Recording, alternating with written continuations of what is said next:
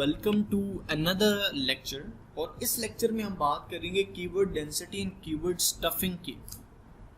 ये दो टर्म्स बहुत ज़्यादा ज़रूरी हैं हमें और बहुत ज़्यादा हमें लिखते हुए ना during writing these two terms are very important for us to जो है डिफ्रेंशिएट और इस एससी ऑप्टिमाइजेशन में ये दो टर्म्स हमें इनका बहुत ध्यान रखना पड़ता है और इनकी एसेंस को समझना और इनको यूजेज इसका समझना और इनका जो है वो इस्तेमाल बहुत ज़्यादा ज़रूरी है हमारे लिए।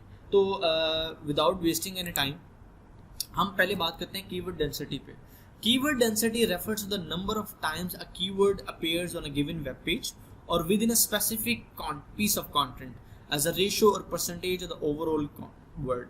कीवर्ड डेंसिटी कहते हैं कि ये एक आर्टिकल में, एक ब्लॉग में, एक कंटेंट में एक वर्ड कीवर्ड कितनी बार यूज हो रहा है उसे उसकी डेंसिटी कहते हैं।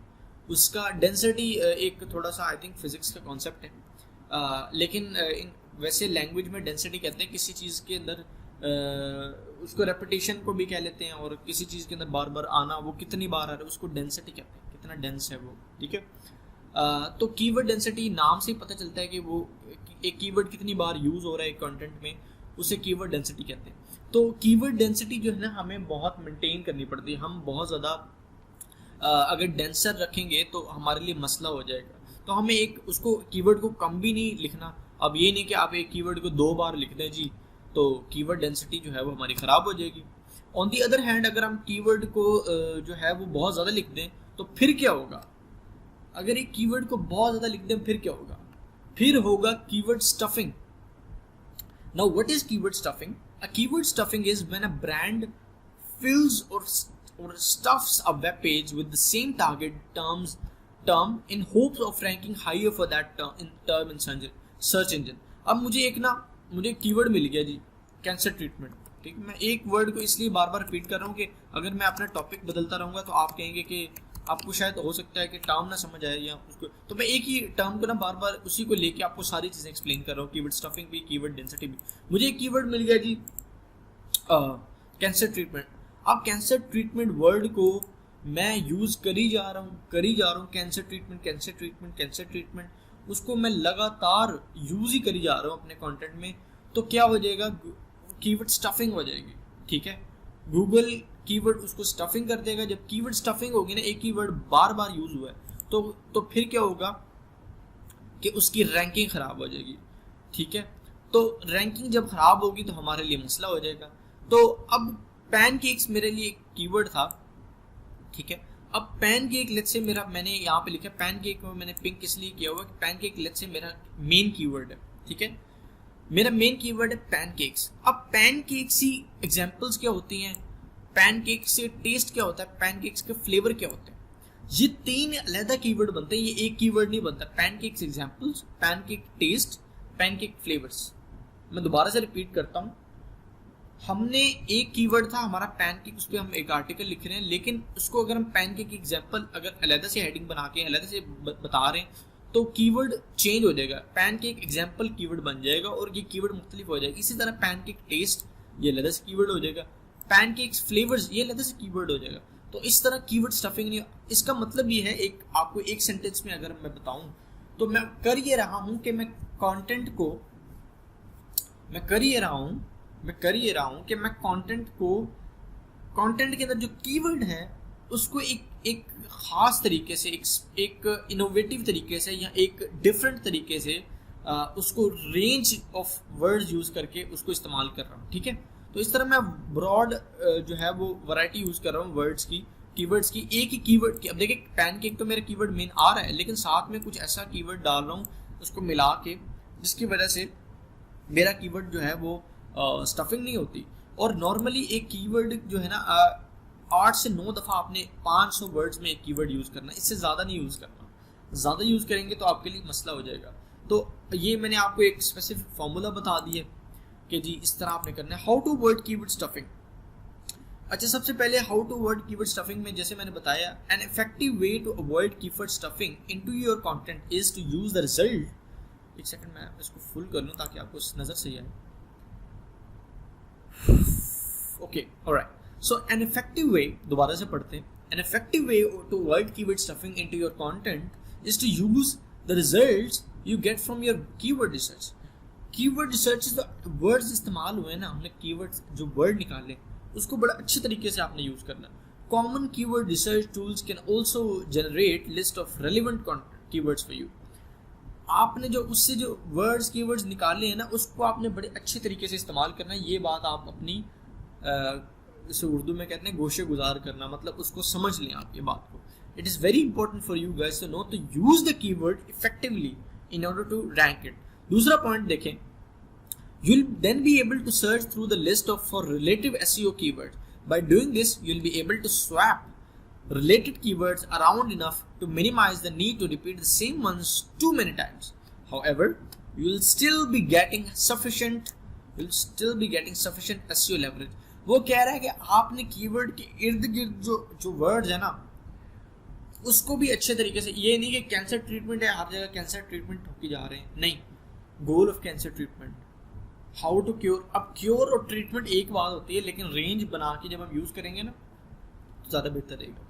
और उसके अलावा जो ये है ना इसको यूज़ करना भी, इसको भी देखें ना. अब फॉर कैंसर ट्रीटमेंट सब में आ रहा है, लेकिन cancer treatment lungs cancer treatment, for cancer treatment, prostate cancer treatment. देखिए 4 नए वर्ड्स मिल गए मुझे एक कीवर्ड से, ठीक है.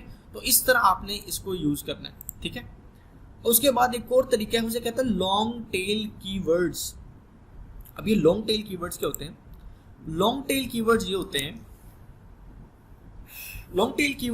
कि long tail keywords are basically longer and more specific keyword phrases related to products or services or a specific brand or type of business. These are typically used to attract the attention of a searcher just about to make a purchase. If you're already using long tail keywords, you're on the right track. If you're not, this could be one of the reasons for your keyword stuffing issues.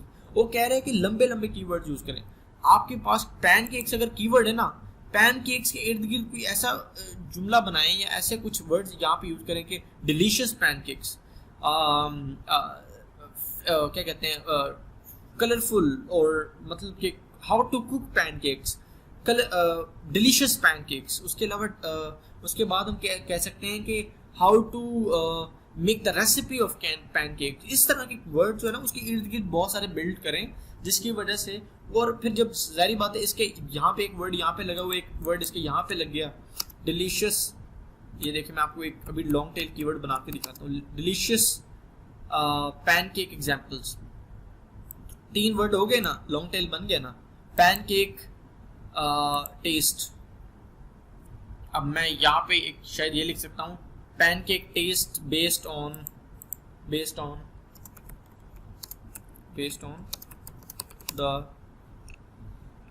The region. देखें 5 words हो गए ना, long tail बन गया. इस तरह की कोशिश करें लॉन्ग टेल कीवर्ड्स बनाने की. लॉन्ग टेल कीवर्ड्स बनाएंगे ना तो आपके पास इतनी रेंज आएगी कीवर्ड्स की कि आपकी कीवर्ड स्टफिंग हो ही नहीं सकती. कीवर्ड डेंसिटी आपकी मतलब कि ओके है, ठीक है. अब ये क्या कह रहा है, example of long tail keywords मैंने पहले आपको कुछ बना के दिखाया, मैं अभी आपको, वो कहते हैं buy breathable running socks. 4 keywords हो गए हमारे पास. Is an example of a long tail keyword whereas buy socks. वो कह रहा है मेरे पास कीवर्ड था बाय सॉक्स, लेकिन मैंने अगर उसको कन्वर्ट कर दी बाय ब्रीथेबल रनिंग सॉक्स, तो ब्रीथेबल डाल के ना रेंज बन गई और लॉन्ग टेल कीवर्ड बन गया. तो ये ना कुछ बेसिक्स चीज़ें हैं, आपको ये क्लियर होनी चाहिए, और ये बहुत इंपॉर्टेंट है. हम जब ये कहते हैं ना हमारा कीवर्ड जो रैंक नहीं हो रहा, तो वो रैंक सिर्फ इस वजह से नहीं होता, इस सरदर्द की वजह से वो जो है ना वो रैंक नहीं होता. और एक मेरी बात आपको मैं पहले दिन से मैं जो है वो समझाना चाहता हूँ कि अगर आपका कीवर्ड, आपके आर्टिकल रैंक नहीं हुआ ना, आप चाहे उसके अंदर GRE वोकैबुलरी इस्तेमाल कर लें, या आपके जो है वो दुनिया जहान की वोकैबुलरी और जो मर्जी उसके अंदर साइंस इस्तेमाल कर लें, अगर आपका आर्टिकल रैंक नहीं है ना, तो आपके क्लाइंट कभी वापस नहीं आने वाला आपके पास. अगर आपका क्लाइंट वापस नहीं आया तो आप देख सकते हैं, फिर उसका मतलब तो आप समझते ही हैं, ठीक है. तो बहुत ज़रूरी है उसकी डेंसिटी स्टफिंग मेंटेन करना. SEO ऑप्टिमाइजेशन जी ये तो आप सीख लेना. मैं कहता हूँ कंटेंट राइटिंग सीखने के से जो अगला जो आपने साथ में काम करना है ना, आपने ये करना है कि how to do content writing, how to write SEO optimise articles. ये SEO सीख लें. SEO हर चीज़ में काम, दुनिया, अगर आपने इंटरनेट पे पैसे बनाने हैं ना, तो इंटरनेट पे पैसे बनाने के लिए एसईओ आनी चाहिए। हर चीज़ की एसईओ होती है, हर चीज़ में। गूगल है, जब आप गूगल पे जाएंगे एसईओ चलेगा, एसईओ चलेगा, और एसईओ में जो ऊपर आएगी चीज़, जो गूगल ऊपर करेगा, रैंक करेगा, ठीक है, वो आपका बिकेगा। ये बिक रहा है, ठीक है। ये जो चौथे पेज, ये 9वें पेज वाला कुछ नहीं बिक रहा, ठीक है। यहाँ पे देखें inverse.com में साइट है, इस पे कोई जा ही नहीं रहा होगा बंदा। जिसने 2 दिन पहले लिखा है, 10वें पेज पे लिखा हुआ इसने आर्टिकल, 2019 के लिखे हुए लोगों ने आर्टिकल, कोई रैंकिंग नहीं है, कोई पैसे नहीं बन रहे इनके, ठीक है। तो पहले पेज में ऑप्टिमाइज करें और फिर गेम बनाएं अपनी, otherwise there is absolutely no way for you to go higher in content writing. There is absolutely no other option unless you optimize your articles. Optimise करें, फिर देखेंगे होता क्या है।